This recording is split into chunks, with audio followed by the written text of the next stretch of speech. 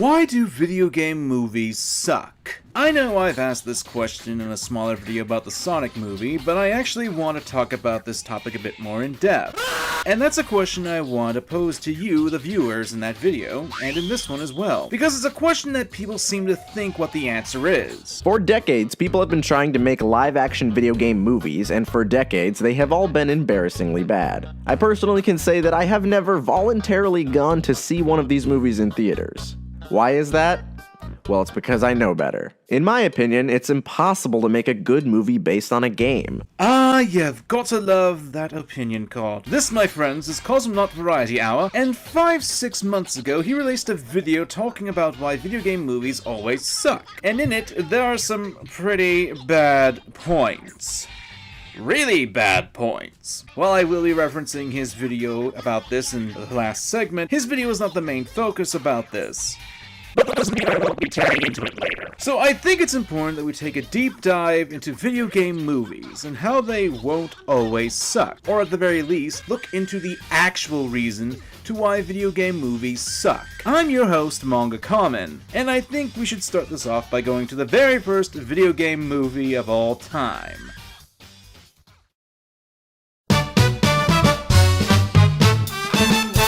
Released in May of 1993, Super Mario Bros. Was the first video game-based movie in cinema's history to be produced. And it was garbage. Don't get me wrong, to me, the film is a guilty pleasure, and the effects for the movie are actually pretty well done for the time. Remember, this was the time where practical effects were king, and I'd like to point out that the movie came out before the hit that was Jurassic Park. A month or so, but still something to take note of. And while the Goombas in the movie don't look like actual Goombas, seriously, what were you smoking? The sheer level of detail that went into making them come to life certainly isn't something to sneeze at. Where the film falters isn't with the actual work on the film. Where it falters is the story as well as the decisions and aspects of the time. You see, during the 90s there was a trend among movies, all started by the Tim Burton Batman movie in 1989. Tim Burton had taken the iconic superhero character and adopted a much more darker tone than previous adaptations of The Dark Knight had before.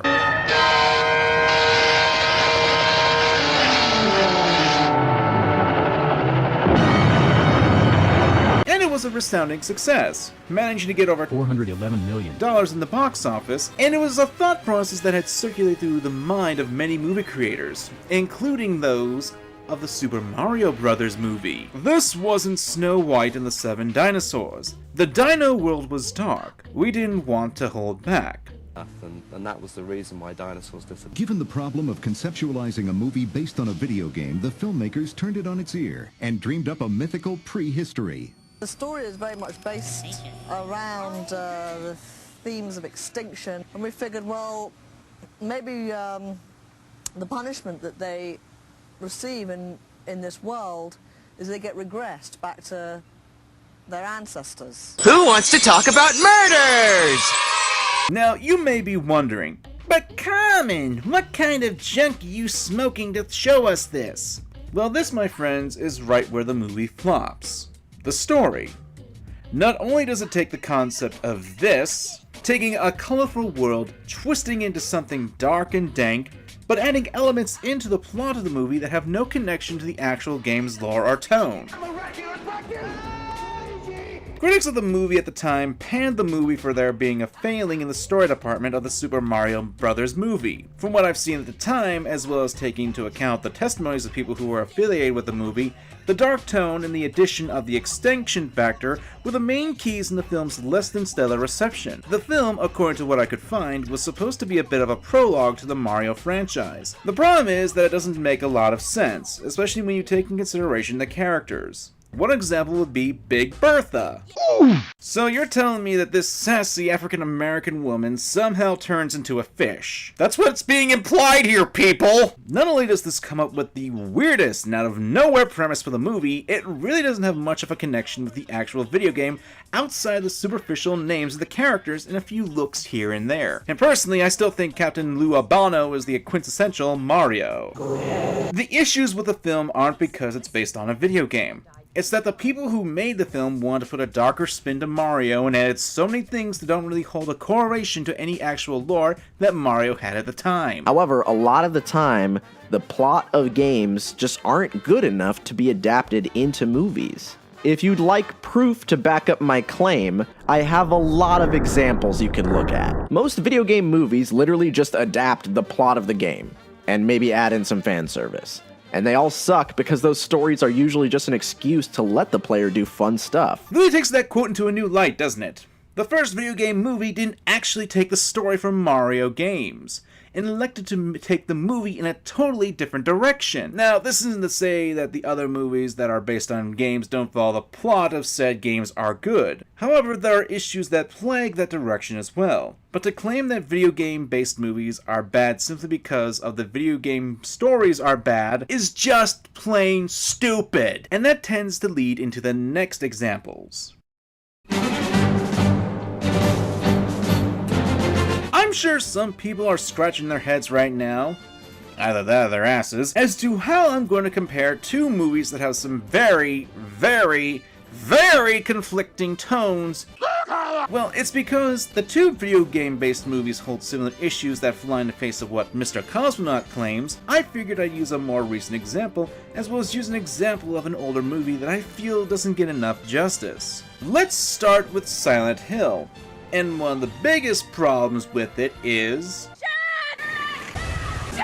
Sharon!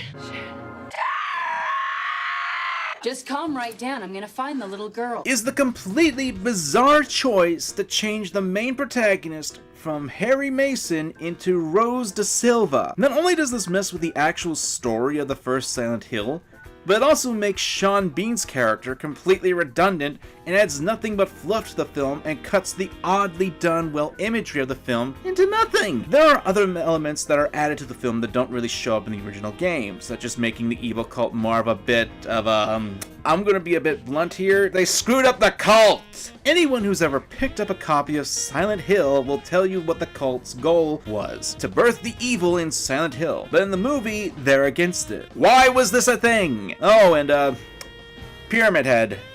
Yeah, he's here too, just to please the fans, even though his inclusion makes no actual sense. But you can see the problem here, right? Although the movie of Silent Hill is closer towards the main plot of the original game, the odd changes made to the story, however, are the issue here. Not only for the pointless change to the cast, especially when the inclusion of Sean Bean's character is taken into consideration, but I've also heard conflicting reports when talking about this, but from the main reason the inclusion of Sean Bean's character of Christopher da Silva was that the studio executives believed the film would fail with only female characters. Oh gee, it's too bad there isn't a male character in the game of Silent Hill. These changes are utterly baffling and don't really do the film any favors, especially since if they just kept the father and daughter relationship from the game in the movie, the complaint of there not being a male character and subsequently having the meaningless Sean Bean scenes would disappear. Getting back to the cult, it's a rather weird oddity, since according to the director of the film, Christopher Gaines has stated that the order of the film is not the same as the cult, but implied that the two cults were a thing and etc. Unfortunately, we don't get any clue of this in the movie. In addition, for some reason, Gans tried to make the core of the film of the movie to be motherhood and what it means to be a mother.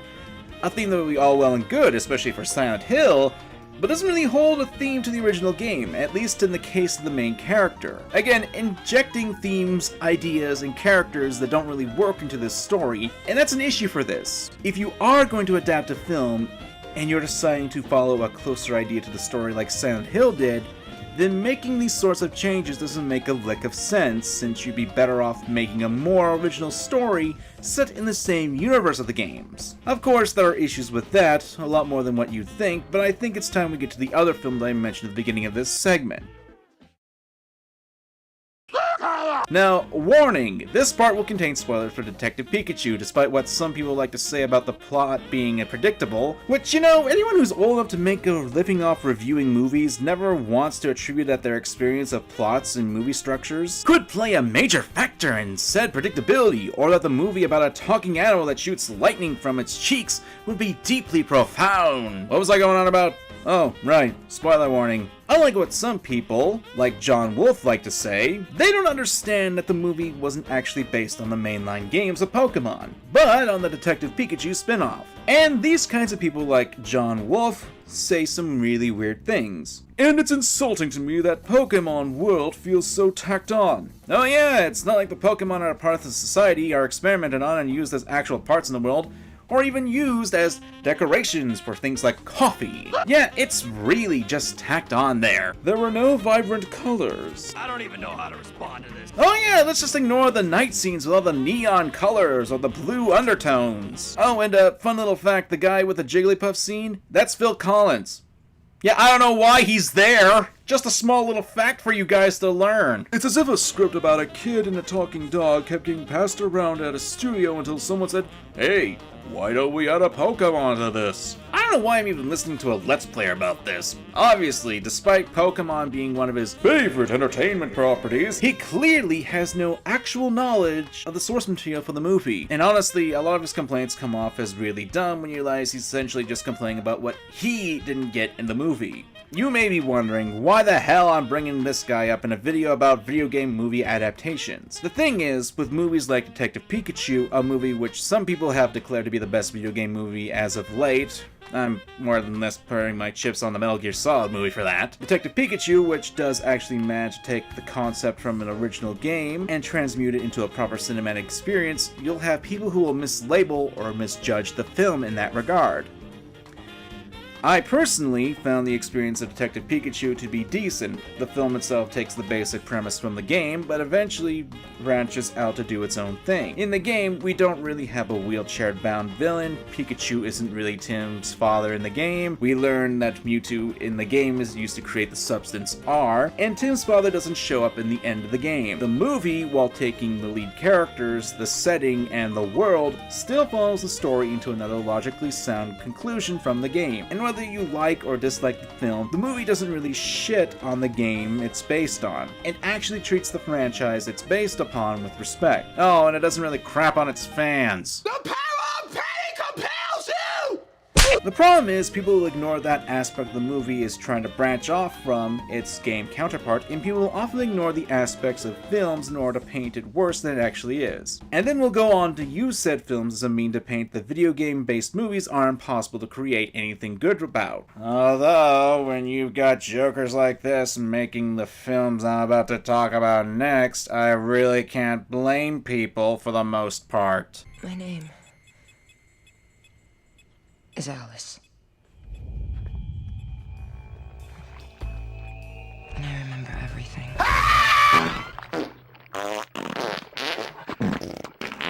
Fuck these movies!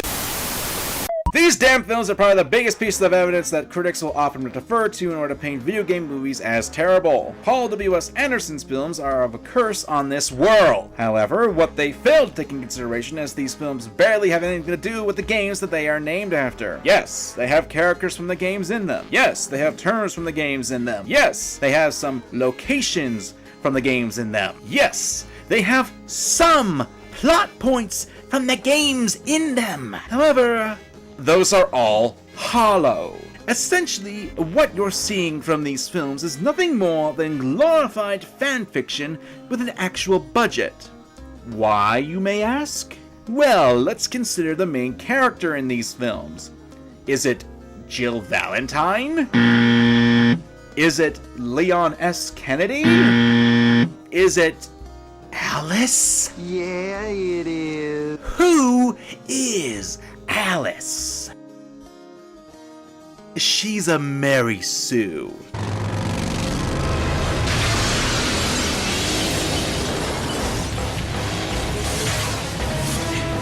Is that like a personal attack or something? Now, I realize the term Mary Sue is a very loose term. It's a buzzword that a lot of people will use in order to paint any character they want to. But let's consider a few factors. Not only does Alice take the role of main character, being an original character that's not in the games, but she also makes the other characters look pretty useless. Essentially, the character is made to one-up the characters from the games.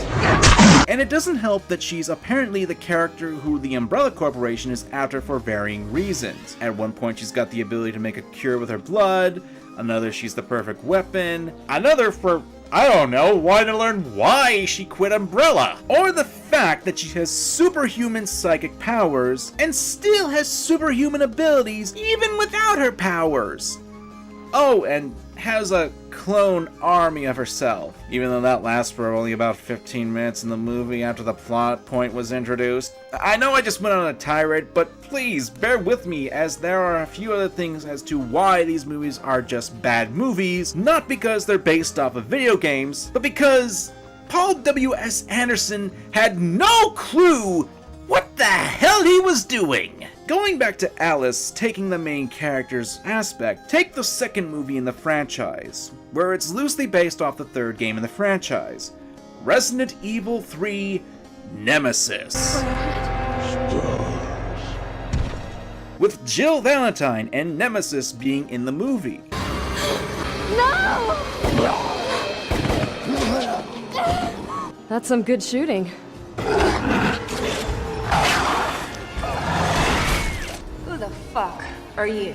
The problem is that not only does Jill's character change to become a bit of a prick, but her role in the movie is sidelined for Alice, which is odd because they're taking an adaptation of Jill's own game and regulating her to become a side character. Like I said before, Alice was made to be more impressive in the films and to be the hero through convenience. And this continued into the fifth film, where we see Alice getting her heart stopped, yet that doesn't stop her, and Jill throws Alice a gun to save the day. These films hollow out the characters, all to trick fans to give a moment of, oh hey, I shipped that! And I could go on and on about how the movies are terrible, for how they're mishandling of the original lore and characters of Resident Evil. And I might make a video about that in the future. But no, for now, let's talk about how the movies themselves can't even remember their own plot, even though they were written and directed by the same single person, Paul W.S. Anderson. God, this red is killing me! I could probably make, like, I don't know, a half hour to an hour long video about this, but let's give us few small examples. Let's start off with the origins of the T-Virus. In the second movie, Apocalypse, we learn that the T-Virus was made by the character Dr. Ashford for his daughter Angie Ashford, so she wouldn't be stuck in a wheelchair. However, in the final chapter, it gets changed to Dr. Marcus to cure his own daughter's aging disease. What doesn't help is that the final chapter likes to reference the previous movies, but fails to take into account what actually happened in the previous movies. I should not be punished for paying attention to terrible movies. God, I feel sorry for the Monster Hunter fans out there. You're next! Throughout these last few minutes, I'm sure you've managed to come up with the actual reason as to why video game movie adaptations are bad. It's not bad because they're video games. It's not bad because most video game plots aren't very good. oh, suck a lemon, cosmonaut! It's the same reason why anything bad in cinema and films is terrible. It's the people who make these movies. The writers, the directors, the producers, the people who work on the films. Uwe Boll, otherwise a guy known to beat up his critics in a boxing match, has made a ton of video game based films, but they don't stink because they're based off of video games. They stink because Uwe Boll sucks at making movies. Let's consider another series that was adapted into film, and one that was announced to recently get a live adaptation. Water. Earth. Fire. Air. Yes, you know where I'm going with this. You would not claim that the cartoon-based movies are bad because the cartoons themselves have bad stories, or that they're cursed to become bad. Or even then, take live adaptations of anime, like Fullmetal Alchemist. The stories of the source material aren't bad. It's the hands that shape them into the live action movies. The lack of respect, lack of creativity, and the lack of actually knowing what the hell you're doing is what causes most of these films to be regulated to be bad.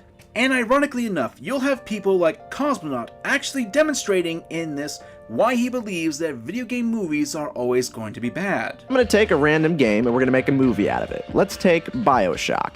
We're gonna try to make a movie with just the elements given to us by the game, and I'm gonna show you guys why it doesn't really work. So if I was a studio executive and someone threw Bioshock on my desk and said, we need to make a movie out of this, the first question I have is, who's the main character? The main character of Bioshock does not have a character. That's part of the story. That makes sense in the context of the game. He doesn't really say much, he doesn't really feel much, he's just kind of a window for us to experience the world and the message of the game, which I'm going to get into in a little bit. Not only is this example really stacked up in his favor, using a game that has first-person perspective and a game that takes a meta-context, the character Jack is actually a good fit for a fish-out-of-water scenario, since he had his memories wiped. He outright dismisses this next, and says the following two statements. So maybe we do like a Mad Max sort of thing. Maybe we have him be a surrogate for the audience to explore this world with. Except that ruins the whole point of the character in the story, the role of the helpless player, the person who has no choice but to do what the game tells them to do. In fact, the whole message of the game can't even be in the movie, because the message is that free will doesn't exist in a video game. The idea that you're forced to do whatever the game tells you no matter what. That is basically the entire point of Bioshock, at least the first one. An underwater adventure drama featuring a bland main character. We made Waterworld. It's Waterworld. That's what we have left. It's fucking Waterworld. So Cosmonaut has decided to just go with the laziest route possible with example. It's not as if a prologue story could be made with the lore that's given to you in the game. It's not as if we couldn't have a scenario where the film follows Jack and sees his struggles with choice. Illusion of choice is something that has been explored in media outside of video games. Choice is an illusion created between those with power and those without. It's kind of a thing in the Matrix trilogy too. Just because Cosmonaut isn't capable of flexing a creative bone in his body, that doesn't mean he's in the right in regard about choice being an illusion not being possible to show in film. In Metal Gear Solid, the main appeal is how it subverts your expectations. All the most iconic moments, like bosses reading your memory cards. You've been playing Super Mario Sunshine. Commenting on the wonders of Blu-ray or stereo technology. Oh, wait! We're on PlayStation 3. It's a Blu-ray disc. Yeah, what an age we live in, huh, Snake? This stuff can't be in a movie. It's not possible. And again, Cosmonaut is really cherry-picking here by picking games that were specifically written to be based on the medium that they're on. Not every game has a meta-concept in them, and to expand that across the entire vastness of games is really dishonest. In fact, while games do have choices in them, not every game offers a choice. If you take away these elements, it's not Metal Gear anymore. Who the hell are you to say what is or isn't Metal Gear anymore? Ratchet Clank tried to adapt exactly the same story as the game. Actually, no, it wasn't. It was a reimagining of the first game, with people actually believing that it was a reboot. Funny enough, the game that the movie was actually made in for Italian was actually praised. Usually you have to change a lot when you make a game adaptation because games don't really have enough content to adapt. Because most of the time, that content is gameplay. How can you actually make an Uncharted movie when this is what's on screen for 99% of the game?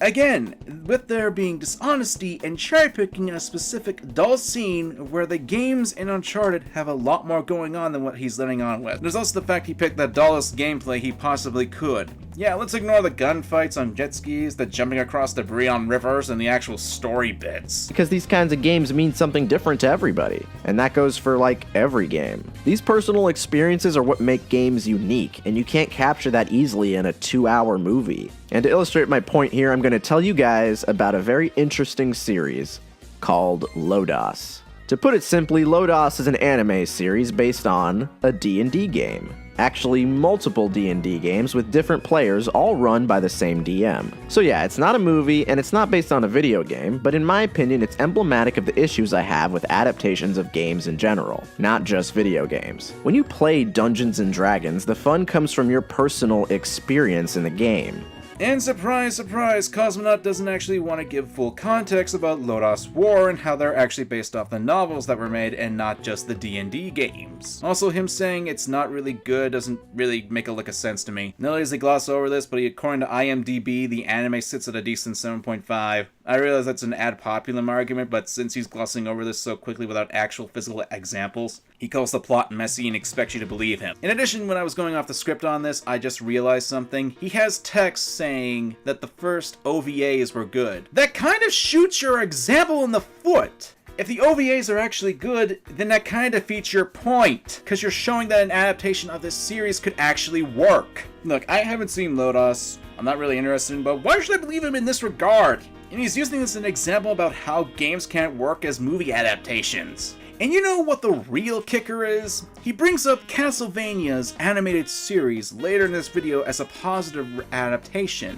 What he fails to consider are a few things. For example, what the game is based on. A game that has no meta concept and no actual choices in it. It's an NES game. And the fact that the series was actually meant to originally be a movie, as demonstrated by the first season being only 4 episodes long, and if you combine them, you get the length of an average movie. Also, there have been actual interviews about this, but I'm done ripping into this hack. Video game movies in the past aren't perfect, but no film is, despite what people like to claim. A video game movie isn't going to be bad simply because it's based on a video game. It's how people write and direct it. We've seen adaptations of comic book movies work, and they don't follow the comics to a T, and comics have just as enough, if not more, content to work with. In addition, if you are talking about interactivity, that doesn't really work here either, because not every game is going to be open world. Not every game is going to offer the player choices. And it's not like we haven't seen decent video game movies before.